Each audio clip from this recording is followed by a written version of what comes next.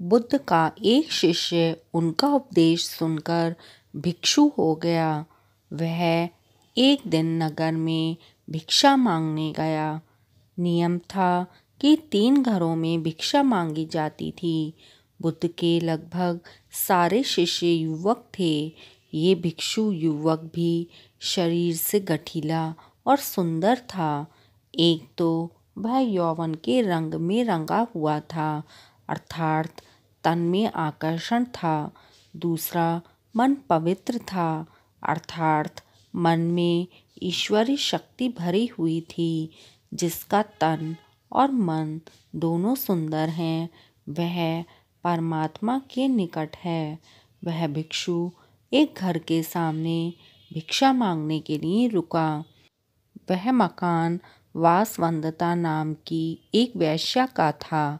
वह भिक्षु की आवाज़ सुनकर तुरंत बाहर आई और द्वार पर देखा कि एक सुंदर नौजवान, जिसका शरीर गठा हुआ है एवं उसका मुख अलौकिक आभा से युक्त है, उसको देखकर ऐसा लग रहा था कि वह भिक्षु शांति और आनंद में डूबा हुआ है। वेश्या उसे देखकर हैरान रह गई, जबकि वह स्वयं भी बहुत सुंदर थी। सारा वैशाली नगर उसके पीछे घूमता था कि वह हमको स्वीकार कर ले, हमसे विवाह कर ले, पर वह किसी को भी स्वीकार नहीं करती थी। उस बलिष्ठ और सुंदर नौजवान भिक्षु को देखते ही वासवदत्ता उसे अपना दिल दे बैठी। उसने भिक्षु से कहा, घर के भीतर आओ, तनिक बैठो। भिक्षु ने इनकार कर दिया। देवी, मैं अभी नहीं आ सकता हूँ।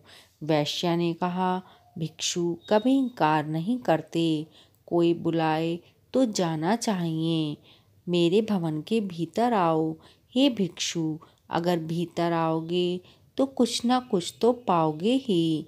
भिक्षु ने कहा, अगर कुछ देना है तो द्वार पर ही दे दो। उस वेश्या का दिल और दिमाग युवक के आकर्षण में बिल्कुल डूब चुका था। उसको कुछ सुनाई ही नहीं दे रहा था। वह भिक्षु कुछ क्षण रुककर आगे की ओर बढ़ गया। दासी ने आकर कहा, अब द्वार पर कोई नहीं है, भीतर चलो। वासवदत्ता की त्रंदा टूटी। वह बहुत दुखी और पीड़ित हुई। जब स्त्री के प्रणय निवेदन को कोई पुरुष ठुकरा देता है तो उसकी हालत बड़ी खराब हो जाती है। वासवदत्ता ने अपने जीवन में एक बार ही एक पुरुष के प्रति लगाव रखा था। उसने भी इनकार कर दिया। उसका दिल टूट गया। उसने नृत्य करना बंद कर दिया, गाना गाना बंद कर दिया। जो दिन भर मुस्कुराती थी और लोगों का मनोरंजन करती थी, वह सुंदरी वासवदत्ता बिल्कुल मौन हो गई। भवन के द्वार सबके लिए बंद हो गए।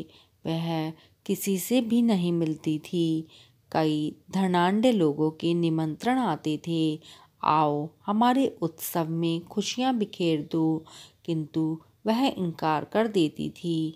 एकांत को ही उसने अपना साथी बना लिया था। दासी अच्छा अच्छा भोजन बनाती थी, पर उसकी भूख और प्यास को वह भिक्षु मानो सदा के लिए ले गया हो। वासवदत्ता को रात दिन वह भिक्षु याद आता था। वह बहुत कमज़ोर हो गई और बीमार रहने लगी। कहते हैं कि चिंता चिता से बड़ी होती है। चिता एक बार जलाती है और चिंता हमेशा सदैव जलाती रहती है। वह कहीं आती जाती नहीं थी। एक ही स्थान पर लेटे लेटे उसके शरीर में कई जख्म हो गए। उसकी सुंदरता कुरूपता में बदल गई। अब उसे कोई देखना भी पसंद नहीं करता था। बहुत समय बाद फिर वही भिक्षु उस नगर में पुनः आया। उसे मालूम पड़ा कि वासवदत्ता बहुत बीमार है, उसकी हालत बहुत खराब है। भिक्षु उसके द्वार पर गया। दासी ने आकर कहा कि वही भिक्षु आए हैं। वासवदत्ता ने दासी से कहा, यहाँ पर मत आने दो। जब मैं सुंदर युवती थी, बहुत खूबसूरत थी, तब मेरा निवेदन स्वीकार न किया। अब मैं बदसूरत और बीमार हो गई हूँ। अब मैं इनके सामने कैसे जाऊंगी? नहीं जाऊंगी। पर भिक्षु आ गए। हे देवी, आज तुझे मेरी ज़रूरत है।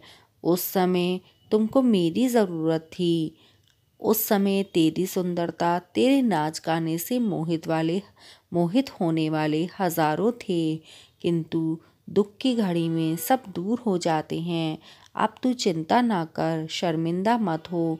मैं तेरे पास रहकर तेरी सेवा करूँगा। भिक्षु ने पवित्र भाव से उसकी सेवा की। वासवदत्ता की वासना मिट गई। उसका विवेक जाग उठा। भिक्षु उसे बुद्ध के पास ले गए। उसने प्रार्थना की, मुझे दीक्षा दो। बुद्ध से दीक्षा पाकर वह भिक्षुणी हो गई। अपना जीवन पतित से पावन कर लिया। बुद्धं शरणं गच्छामि।